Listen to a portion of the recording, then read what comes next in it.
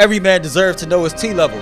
Step in the game day men's health soul in and get tested on us. No guesswork, no waiting, just real answers. Thank you, Earl. Okay.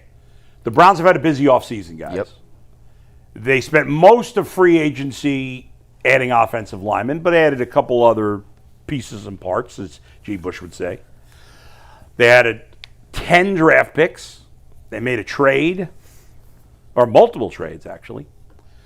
And they obviously hired a new head coach and new coordinators and new position coaches. So a lot of things the Browns did. We'll start with Jason here. Jason, what is your favorite move the Browns made of this offseason so far? I will be Captain Obvious. Yeah. And Shocker. say, but he asked you. That is inappropriate because you know why. You know why that's inappropriate. But well done, because it's a good opportunity to bust the shot. Thank you. Had to. Yeah. I'll say Spencer Fano, but not just Yeah. the pick, the ability to trade down, to acquire extra assets, and to know that you could still get them, how far you could go and still get the guy you want. We saw on the pick is in that it was between Fano, I can never say his name. Mayuga? You can't say it either. I can't say it either. And we're going to the guy who can't say anything. Francis Mauioa. Mauioa, look at you. You sure that's right? The Giants drafted, so I had to. Okay. Yeah. So it's between that guy. I don't know why I can't say that. Fano and Tyson. But to be able to move down to acquire extra assets to get the top lineman on your board, I thought was really good maneuvering around the top of the draft. So it wasn't just the Fano pick. And again, I do think that there are some size concerns with him. I don't know if he's going to be playing left tackle 3 years from now. They're going to try it this year and see. But I think he'll be a Brown for a really long time and be a high-level player on that offensive line somewhere. So between the player and the movement to get him and acquiring the extra assets, I thought that was their best move of the offseason. You got the extra player for essentially nothing. Nothing. Yeah. Nothing. So, yes, it was a great trade and looks like at least a good pick, if not a great pick. Yeah. Mike. So I was thinking about this. It was a great topic when I put it on the rundown last night. And my first thought went to a G. Bush analogy that he's used in the past. And you can have all the ingredients, but if you don't have the chef to cook it, doesn't really matter, right? Yeah. And you could buy prime rib and the fanciest organic broccoli you want and the import potatoes straight out of Idaho and make this beautiful meal, but if you don't know how to cook, none of it matters. Well, the Browns got a really expensive grocery list of offensive linemen. They spent $100 million and their top draft pick and another day 2 draft pick on offensive linemen. They got Zion Johnson. They got Elton Jenkins. They re-signed Tevin Jenkins. They traded for Tyvis Howard. They drafted Spencer Fano. They drafted Austin Barber. They drafted Parker Brailsford. All that makes a ton of sense. Good job for remembering and pronouncing correctly all those names. Well done. Yeah. But if you don't have a good offensive line coach, none of that matters. And that's why I think the signing of George Warhop or the hiring of George Warhop as, I guess, to accompany Todd Monken on the staff is my favorite move they made all offseason. Talk to Joe Thomas. Loves George Warhop. We've heard from other guys who have played for George Warhop in the past. Could not speak more highly of the new Browns offensive line coach. Their offensive line coaches, since the Bill Callahan days, have been a revolving door of disaster. It went from worse, and us saying it can't get worse, to, it got worse.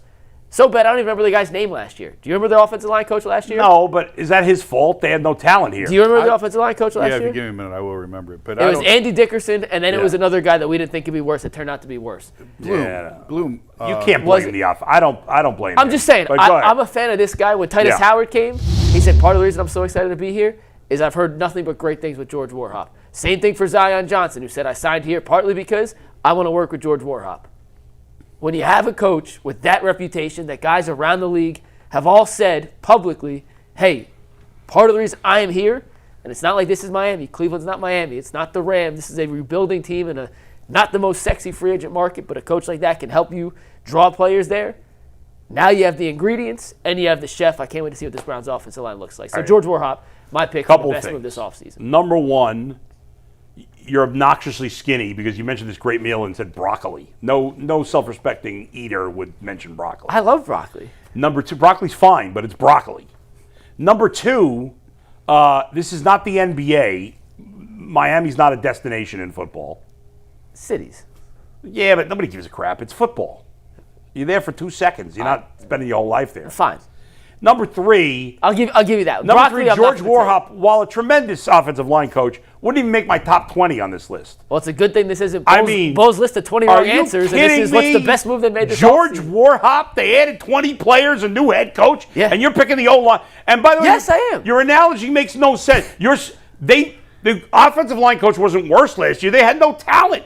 Or the offensive line coach was You think if the offensive line coach makes all the difference, then why did the greatest offensive line coach in the sport, Bill Callahan, have the worst offensive line in football last year in Tennessee? What's your answer? My answer is KC Concepcion. Pick. It's not the right The answer. highest drafted wide receiver by the Browns in a long time. Since Corey Coleman, right? Yeah, Corey Coleman sucked, but KC Concepcion will not suck because I drafted him in my Dynasty League, and I never screw up in my Dynasty League. So my analogy doesn't work, but you're picking off your Dynasty League pick? That's ridiculous also, but yours is insane. But anyway. I think mine makes perfect sense. It's fine. This idea that the coach fixes everything is stupid. The coach can upgrade. Yeah. But it's not like they're going to suck if they have a bad O-line coach. If the Jets took KC Concepcion, would you have taken him? No. Now, which is stupid. Which is stupid because the Browns are just as bad as the Jets. That's my point. No, I would have taken him. I'm kidding. But somebody's got, like the Browns have had at times in their history, the Browns are not doomed to have bad wide receiver play for the rest of time. Are you sure about that? Yes, I am sure about that because I've seen good wide receiver play at times, not often, but at times here in Cleveland, led by Josh Gordon. Supplemental draft pick, second round. Obviously, Odell Beckham had his moments where he was decent. Jarvis. Jarvis. Cooper had a really good season. Amari Cooper had 2 really good Jerry seasons. Jeudy was in the All-Pro conversation for a year. Terrell Pryor had 1,000 yards as a Browns receiver. How that happened, I still have no idea. Somebody's got to catch the ball. Somebody's got to catch the ball, right? Although we haven't had a 1,000-yard receiver the last 2 years. No, Jeudy was. Jeudy had 1,000. Yeah. So I think KC Concepcion is going to have a nice rookie season and end up being a very good player. Not a superstar, but a very good player. And I think he'll eventually be a lower end or a mid-tier tight end wide receiver 1, and will be the Browns' best receiver by the 2027 season. And an elite returner. We talked about this earlier. And an elite returner. He has all the traits you want from a guy who can not just flip the field, but can be a legitimate weapon in the return game. Something they haven't had since Josh Cribbs. When's their last elite returner? Has it been Josh Cribbs? Josh Cribbs. Yeah. By the way, I should know this, so it's a stupid question, but I'll call myself out. A&M stands for agriculture and what? I don't know. It is agriculture, right? Yeah. Mechanics.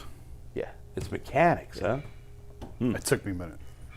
All right. Yeah. There you go. You learn something new every day, huh? When we get Kellen Mond on, he still follows A&M close. We could ask him about KC Concepcion because he's still down there. Oh, he's still, because he's a Texas A&M guy? Yeah. Earl, do you have a favorite move of the offseason? Is it George Warhop? No, Spencer Fano.